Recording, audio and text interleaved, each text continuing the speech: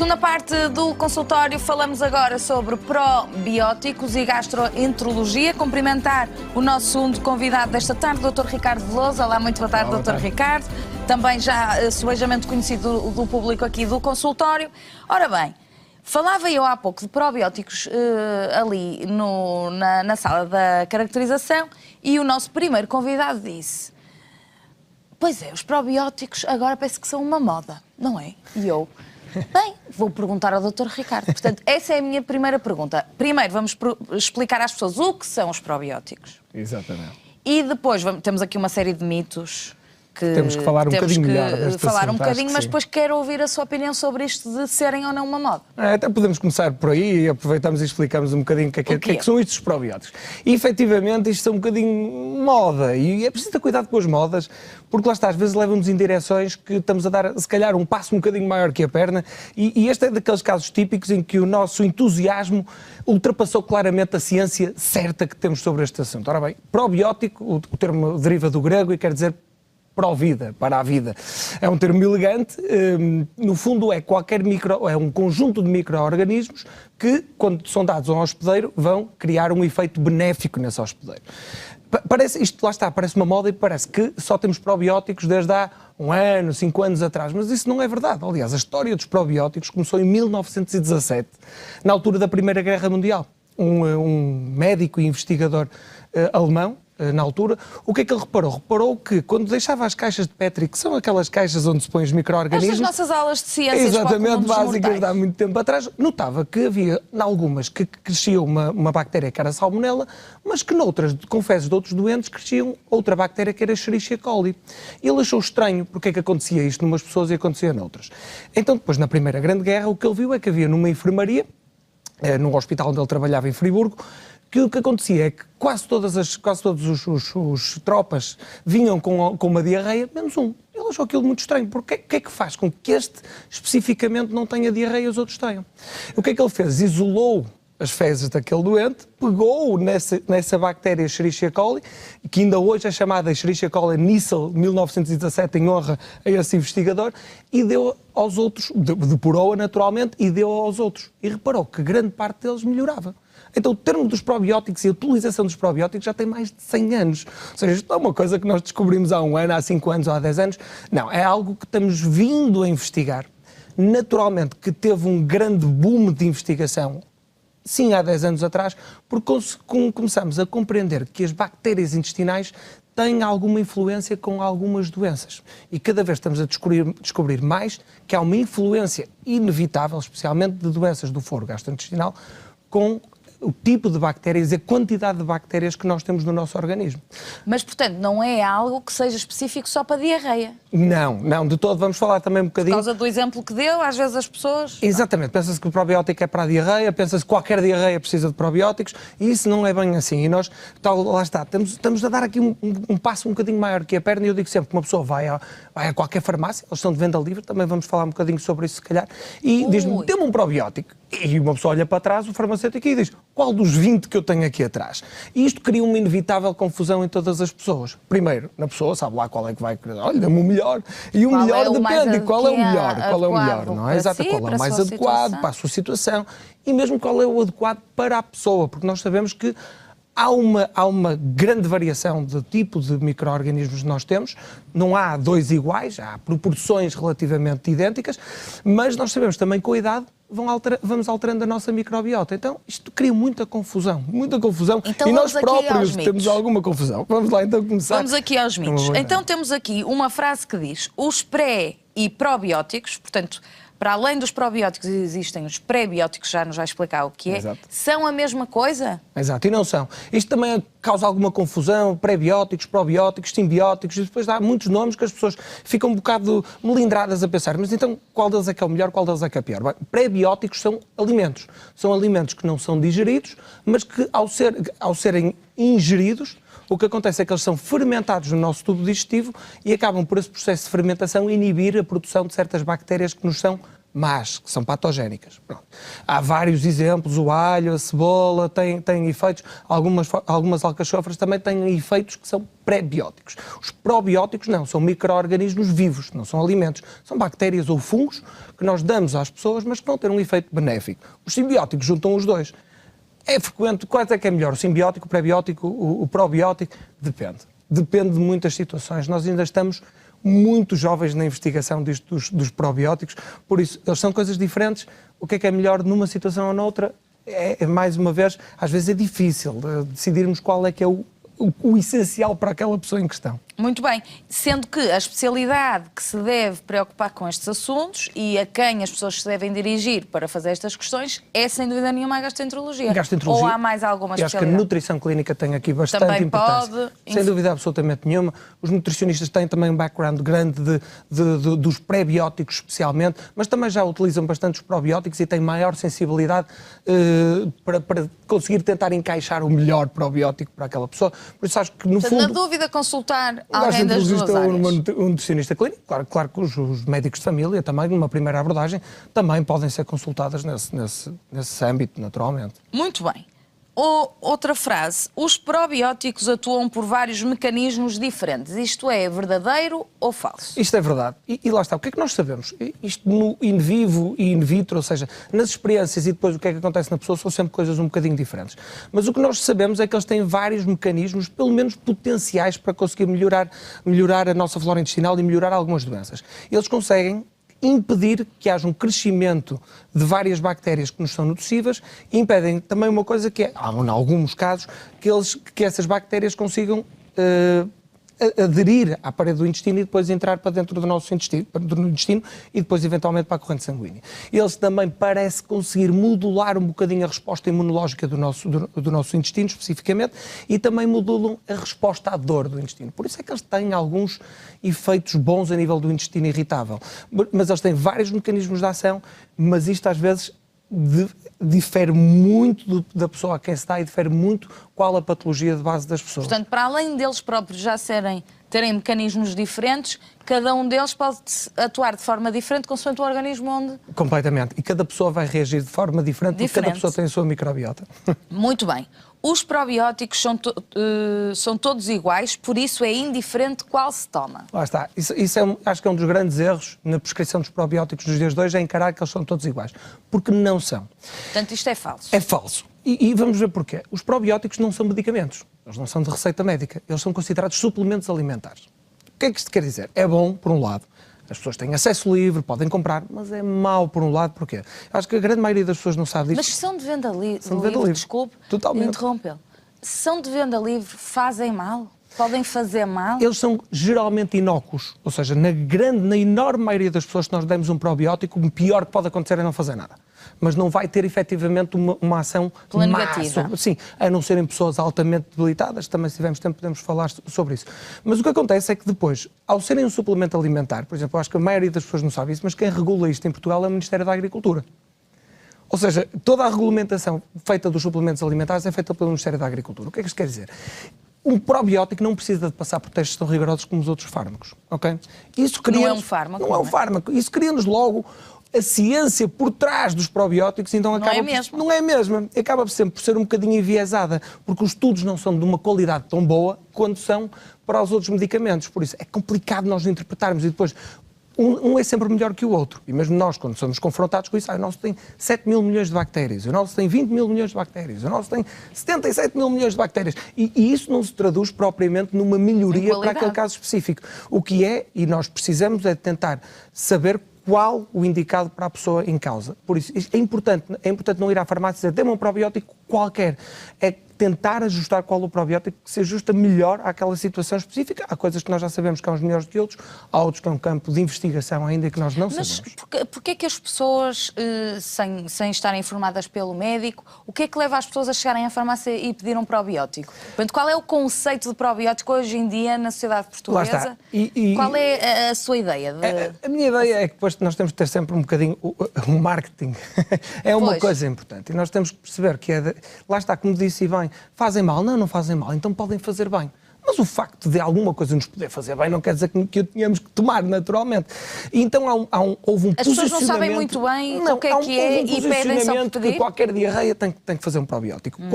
Qualquer pessoa que faça um antibiótico tem que tomar um probiótico. E isto não é verdade, mas criou-se esta espécie deste mito em que os probióticos só podem fazer bem e não podem fazer mal, então mais vale tomar isto para ver se eu melhoro qualquer coisa ou não. Ok, e dito isto, nós, gastroenterologistas, na nossa prática clínica, utilizamos muito os probióticos, porque nós sabemos que há certas situações específicas em que nós vamos conseguir melhorar alguma coisita dos sintomas dos doentes. Mas, lá está, é complicado, acho que nós estamos um bocadinho ainda novos nisto dos probióticos e na manipulação das bactérias intestinais. O que nos leva aqui a uma outra afirmação que diz: os estudos efetuados com os probióticos são fáceis de interpretar. Muito difíceis, mesmo para nós que estamos na área, que trabalhamos nisto todos os dias. Nós, quando olhamos os estudos, eles parecem elegantes, mas depois vamos ver, espera lá, este estudo tem 40 pessoas. Isto não traz grande reprodutibilidade. Este estudo não comparou nada com outros probióticos, ou seja, nós não temos termos de comparação. Temos alguns estudos que se chamam meta-análise, em que nós pegamos nos estudos todos e vemos se efetivamente há uma melhoria ou não, mas depois há uma heterogeneidade grande, ou seja, uns funcionam, outros não. Portanto, como é mais ou difícil, menos. estamos a falar de um falso. Um falso, exatamente. Eles são muito difíceis de interpretar. Portanto, se é difícil para vós que são... Quanto mais para a população não médica, e quanto mais para médicos não gastroenterologistas, que nós temos a oportunidade de ver isto todos os dias. Há pouco estava a falar do médico de família, mas quer dizer, com tantas preocupações que a medicina geral e familiar já tem... Exatamente, é muito difícil aprofundar isto. Específico, claro que sim, não é? claro que sim, muito difícil. Muito bem. Agora temos uma outra frase que diz: há doenças que podem beneficiar com a toma de probióticos? Exatamente, e vamos à ciência. O que é que nós sabemos que agora, neste momento, realmente podem beneficiar? É verdade. E onde elas mais são utilizadas é, por exemplo, nas gastroenterites infecciosas. Aquelas gastroenterites nos miúdos ou nos adultos que, pronto, as pessoas têm queimbras, vómitos, diarreia. O que é que nós sabemos? Estas situações são víricas, ou seja, na grande maioria dos casos, elas vão curar por elas próprias. Mas nós sabemos que se demos um probiótico, especialmente no início, vamos encurtar a duração da doença. Isso sem dúvida. Isso já está cientificamente comprovado. Está cientificamente comprovado. E as crianças podem tomar probióticos? Podem tomar, aliás, há dois dos mais estudados, que é o Saccharomyces boulardii e o Lactobacillus rhamnosus, eles estão extensamente estudados na idade pediátrica e podem ser utilizados com segurança. Estamos a falar de que idades? No mínimo, mais ou menos? No mínimo, eu não sou gastroenterologista pediátrico, por isso eu não me meto muito nisto, mas a partir dos 4 anos de idade podem ser utilizados, até mais cedo os pediatras, mas isso não, pronto, os pediatras decidam até por uma questão de doses, mas eles podem ser utilizados desde a infância. Só para termos aqui uma noção. Praticamente desde o nascimento podem ser usados porque eles são efetivamente considerados globalmente inócuos. Temos outras doenças como a colite ulcerosa e uma doença associada à colite ulcerosa depois das pessoas serem operadas, que ficam com uma bolsa chamada bolsite, e aí há um probiótico muito específico que se chama VSL3, que sem dúvida absolutamente nenhuma tem eficácia comprovada. Porquê? Ninguém faz a menor ideia. Mas a verdade é que funciona. Que funciona, porque não se sabe. Porque ainda é um campo de investigação, mas a verdade é que funciona e as pessoas melhoram francamente dos sintomas. Portanto, sabe-se que funciona por causa dos números, não se sabe é porquê. O mecanismo exato pelo qual ele funciona ainda nos é um mistério e lá está, é daquelas coisas que nós temos que ir melhorando. O intestino irritável, e é uma das grandes utilizações destes probióticos. O que é que nós sabemos? Que muita gente tem, não é? Imensa gente tem, pelo menos um terço, provavelmente, da população ocidental tem alguma forma de intestino irritável. Se pensamos um terço das pessoas, é muita gente. Claro. O que é que nós sabemos? Sabemos que há vários probióticos que conseguem diminuir a intensidade de alguns sintomas, nomeadamente a distensão abdominal, aquele ficar à noite inchado, e a consistência das fezes. As pessoas têm um predomínio de diarreia, efetivamente, nessas pessoas, dando um probiótico, elas conseguem melhorar um bocadinho a consistência das fezes. O que é que também nós sabemos? Que o efeito é limitado ao tempo que se toma o probiótico. Ok? Ou seja, portanto, não atua mesmo na causa, não é? Parando o probiótico, o que acontece é que alguns meses depois voltam os sintomas, porque volta também a flora intestinal, volta ao que era anteriormente a se tomar o probiótico. E não é execuível, nem nós sabemos, também é um dos mitos, quanto tempo é que devemos fazer os antibióticos nestas alturas. Depois há outras indicações, nomeadamente numas diarreias associadas aos antibióticos, 20% das pessoas que tomam antibióticos têm alguma diarreia. Então deixe-me aqui introduzir a próxima afirmação. Exatamente. Vale a pena fazer um probiótico sempre que se toma um antibiótico? Naturalmente que não, isso é falso. Mas há esta tendência. Agora, sempre que se dá um antibiótico, dá-se também um probiótico. E isto sim, pode não ser assim tão bom quanto isso, porque isto cria uma alteração da flora intestinal e estamos a dar flora intestinal que não é autóctona da pessoa, ou seja, que não é da pessoa. E nós não sabemos se isto é bom, e chama-se disbiose, há uma alteração da flora intestinal, nós não sabemos até que ponto isso é bom ou é mau. Mas não é preciso. Se nós pensarmos, 20% das pessoas têm diarreia associada a antibióticos. Ou seja, 80% das pessoas não têm. E nós não vamos dar a toda a gente se 80% não têm. Claro que pessoas debilitadas, com múltiplas tomas de antibióticos, que já tenham tido diarreias anteriormente aos antibióticos, isso faz sentido, efetivamente, oferecer um probiótico, porque nós sabemos que vai diminuir a probabilidade de ter diarreia associada aos antibióticos. Mas dar por sistema a todas as pessoas, isso, aliás, está provado que não traz benefícios. Muito bem. Portanto, aí essa questão está resolvida. Exatamente. E agora aquilo que falava há pouco do tempo. O tempo que se toma o probiótico é indiferente? Não é indiferente, isso é falso e isto é um dos grandes problemas com os quais nós nos deparamos, especialmente com doenças crónicas como é o intestino irritável. Bom, é fácil pensar numa diarreia associada a antibióticos, dá-se o tempo que o antibiótico dura e ponto final. Numa situação de gastroenterites, claro, dá-se aquele tempo em que a gastroenterite dura e depois parou-se. Agora, nas situações crónicas, recidivantes, como é, por exemplo, o intestino irritável, nós não sabemos quanto tempo é que devemos dar, até porque os estudos não foram feitos com esse objetivo. Foram feitos para ver se melhoravam num 2 meses os sintomas. E a verdade é que melhoram. Só que não sabemos o que é que acontece depois. Então as pessoas param. Quando param, parece que os sintomas depois voltam atrás. Devemos dar sempre?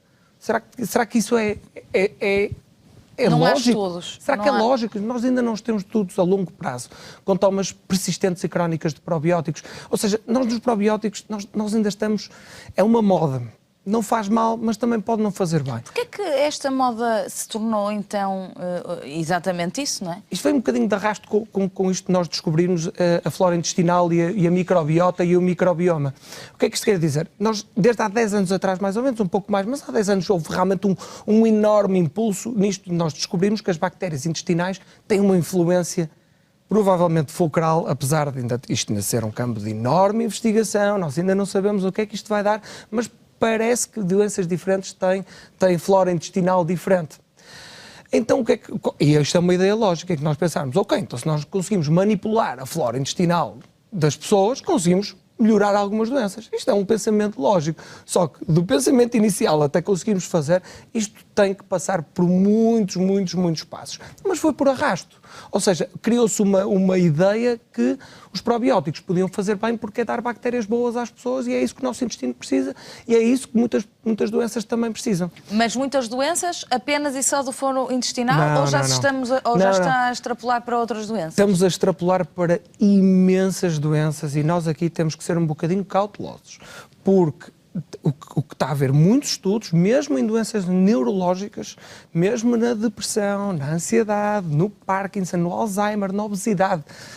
O que é que se está a descobrir? Está-se a descobrir que as pessoas têm uma flora intestinal diferente das outras pessoas que não têm essas doenças. Agora, é o que eu digo sempre, aliás tenho a oportunidade de ver várias palestras e de ler várias coisas sobre este assunto, é um bocadinho o que é o ovo e o que é a galinha. Pois, era isso que eu ia dizer. O que é que vem primeiro? O que é que vem primeiro? Vem primeiro uma flora intestinal normal e depois é que vem a doença? Exatamente. Ou por alterações da doença que faz uma alteração? Claro. E mais do que isso, nós não sabemos se manipulando esta flora intestinal... Se depois também se vai manifestar na doença. Não sabemos, não fazemos a menor ideia. Depois vieram também umas teorias do intestino poroso e tal, que é cientificamente incorreto. Ou seja, e isso vem tudo um bocadinho de criar esta esfera de que os probióticos só podem fazer bem, mas cuidado, as modas têm destas coisas, têm algumas coisas boas, mas não vamos pensar que os probióticos vão ser a panaceia universal para todas as doenças, porque não o vão ser. Provavelmente no futuro vamos conseguir manipular a flora intestinal e possivelmente isso vai ser importante para o tratamento ou pelo menos controle de algumas doenças, mas estamos longe. Isto nos próximos 10, 15 anos é que vamos perceber. Daí que a afirmação de que os probióticos são inócuos... Eu vou dizer pois, porque aqui... na enorme maioria, efetivamente, eles são inócuos em termos de resultados daquilo que se conhece, não é? Qualquer um de nós, se for à farmácia comprar um probiótico, tomar, não vai ter efeitos negativos da toma de probiótico. Mas não é 100%? Não é 100% e já há múltiplos casos, pronto, são raros, mas há, em que o fungo, a bactéria que demos à pessoa acabou por fazer uma colonização do corpo todo e com situações graves. Claro que estamos a falar de doentes internados, doentes debilitados de alguma forma, doentes imunocomprometidos de alguma forma. Ou seja, qualquer pessoa que desde não tenha nenhuma patologia muito grave pode tomar sem qualquer problema, qualquer probiótico. O pior que lhe pode acontecer, é o que eu disse, é não fazer absolutamente nada. Mas aqui deixar essa mensagem, deixar essa mensagem, nós não sabemos ainda bem qual é a verdadeira ação. Não podem, sem saber, sem Sim, dizer, se não sabem fazer, não devem se tiverem fazer patologias associadas que sejam graves, tem que pensar duas vezes, porque estamos a pôr algo, pronto, que apesar de nós termos quase a certeza que é inócuo, temos que ter alguma precaução em saber, pelo menos compreender que se estamos a tomar uma coisa que se calhar não nos vai fazer bem nenhum, ok, mal não faz, mas não nos vai fazer bem, será que precisamos de a tomar? Não, provavelmente não. O nosso corpo é uma máquina fantástica, consegue resolver a grande maioria das situações sozinha e nós às vezes só precisamos de os ajudar um bocadinho. Agora, se por um lado se diz que os probióticos trazem atualmente benefícios à digestão, também podem trazer a absorção de nutrientes, não falámos dessa parte. Eles podem ajudar nesta absorção de nutrientes? Isso é um bocadinho mais complexo, lá está. E é daquelas situações em que nós ainda temos um campo de investigação, depois há muito ruído à volta deste tipo de situações. Ou seja, quando a ciência não é muito forte, e esse é um destes casos, nós sabemos que os probióticos podem efetivamente melhorar o processo de digestão de algumas pessoas. Se isso se vai repercutir numa melhoria da absorção de nutrientes, isso já são outros 500, isso nós não sabemos e na grande maioria dos casos não há propriamente uma desnutrição, ou pelo menos não há uma reversão da desnutrição associada à toma de probióticos, é preciso mais qualquer coisa. O problema é que depois isso é aproveitado por muitas outras vertentes e dizem, isto vai ajudar na absorção dos nutrientes, como a ciência ainda não é muito boa. Neste caso, cria-se algum ruído e é preciso ter cuidado. Os probióticos têm um lugar na medicina, têm um lugar na nutrição, mas não são panaceia universal, não devem ser usados indiscriminadamente porque não trazem benefício. Mais uma coisa, são caros. Por isso uma pessoa deve pensar, eles são caros, ou seja, não devem ser tomados, eles têm indicações específicas, têm efetivamente efeitos benéficos em muitas doenças, mas por sistema tomar só porque sim, isso não neste momento na ciência atual, isso honestamente não faz sentido. Quais são as tendências futuras neste campo, então, dos probióticos? Há bocado já dizia que provavelmente poderão, então, ajudar aí para se perceber se há algumas doenças que possam modificar. Exato. Através da modificação da flora intestinal. Mas o que é que prevê assim? Eu acho que por acaso isto para o futuro deste tema. Acho que é um dos temas fascinantes da gastroenterologia, em que nós ainda sabemos muito, mas não sabemos quase nada do que é que vai acontecer no futuro, porque não sabemos qual é a verdadeira importância deste assunto ainda. Nós sabemos que a flora intestinal é fundamental. Isto já é um dado quase assente, não só em doenças do foro gastroenterológico, mas em múltiplas doenças do nosso organismo e vai ser importante. Agora, nós o que é que precisamos saber? Precisamos saber quais são os melhores probióticos para aquela pessoa em especial. Ou seja, precisamos saber qual o probiótico dar àquela pessoa específica, que nós ainda não temos grandes mecanismos para dizer, olha, você vai tomar este porque a sua flora intestinal é X. Também isso é uma coisa importante. Há pessoas que fazem testes de desbiose, testes das bactérias intestinais, isso é engodo comercial. Não há qualquer benefício neste momento em conhecer a flora intestinal e fazer testes caríssimos de intolerâncias alimentares, testes caríssimos de desbiose. Isso sim também se está a tornar uma moda, então? Uma moda sem qualquer ciência e com resultados práticos zero. Isto é ciência pura e simples, não há maneira. Aqueles anúncios que vêm naquelas coisas, conheça a sua flora intestinal, conheça as suas intolerâncias alimentares. Isto é um apelo. Não os façam, que isso é deitar dinheiro ao rua. Eu digo sempre que ficam muito melhor servidos se forem pegar nesse dinheiro e ir jantar fora. Porque eles não têm significado clínico absolutamente nenhum, ok? Comprovadamente. Mas pronto, em termos dos probióticos propriamente, nós precisamos saber quais são os melhores para aquela pessoa em causa. Precisamos de saber também se alterando a flora intestinal isso vai fazer mais bem do que mal. Porque pode fazer bem a uma coisa e mal a outra. Mal a outra. E pois é, depois o problema é esse. Nós ainda não sabemos. Há aqui várias... Há muita coisa que nós temos de saber e outra coisa fundamental que é isso. Quanto tempo é que devemos dar dos probióticos, especialmente de doença para doença? Quanto tempo é que devemos dar? Qual é o limite do aceitável? Repare que nós estamos a falar dos probióticos, estamos a falar de uma terapêutica que por mês ficará sempre à volta de 30, 50 euros. São caros os probióticos. Nós precisamos de saber se efetivamente estamos a fazer bem em dar àquela pessoa continuadamente um probiótico. A verdade é que para haver tanta escolha, então, ao nível de mercado, é porque já se percebeu que vende. Claro que e a questão é, fazem-se então estas... Qual é o processo de realização do probiótico? Quer dizer, como é que se... em laboratório é facilmente execuível fazer-se grandes doses, vamos dizer assim? Não é, aliás, eles têm... Como é que exatamente, e nós, para alguns, tivemos já ruptura de estoque, é complicado, e, por exemplo, para um muito específico, passa a publicidade que é o VSL3, mas que esse tem comprovadamente eficácia em algumas doenças, nós tivemos grandes dificuldades. Porquê? Porque a nível de produção, aquilo é um processo relativamente complexo. E fazer estirpes bacterianas isoladas que sejam... Pois, é que eu estava aqui na minha cabeça de não cientista. Não? Exatamente, não é? Como é que isso não é uma grande confusão? Não é um processo simples, é um processo caro, efetivamente, e por isso também é que os probióticos são caros, e é um processo que tem que... Porque os probióticos, por definição, têm que ter estabilidade. O que é que isto quer dizer? Eles, na caixa onde vêm, têm que ser estáveis, não podem morrer as bactérias. E também não podem ser degradadas no estômago. E vamos lembrar que o estômago produz ácido. Ou seja, uma bactéria que entra não pode ser degradada no estômago, porque senão não é um probiótico, porque as bactérias morrem todas. Ou seja, elas têm que ser, não é manipuladas, mas têm que ter uma engenharia suficiente para que elas passem pelo estômago, não sejam degradadas e entrem no intestino delgado. E a partir daí começam a atuar no intestino delgado e cólon. Ou seja, isto não é um processo fácil, efetivamente, é um processo difícil. Por isso é que eles são caros também, naturalmente, e por isso é que há uns que claramente serão melhores do que outros, mas lá está, é muito difícil nós conseguirmos dizer especificamente à pessoa, olha, tome este porque é este que lhe vai fazer o melhor. Não é fácil. Para além disso, quando se diz que são inócuos, lá está, terem atenção que ainda não há dados suficientes para se saber os efeitos a longo prazo. E transpondo um bocadinho, por exemplo, nós já uma vez tivemos a oportunidade de falar dos protetores gástricos. Há pessoas que tomam protetores gástricos também, porque sim, porque tomam muitos outros medicamentos. Ok. E os protetores gástricos são, ao contrário da opinião pública que tem agora, são fármacos extraordinariamente seguros. Mas, quando se toma algo que não nos traz benefício, só nos pode trazer prejuízo, ou eventual prejuízo.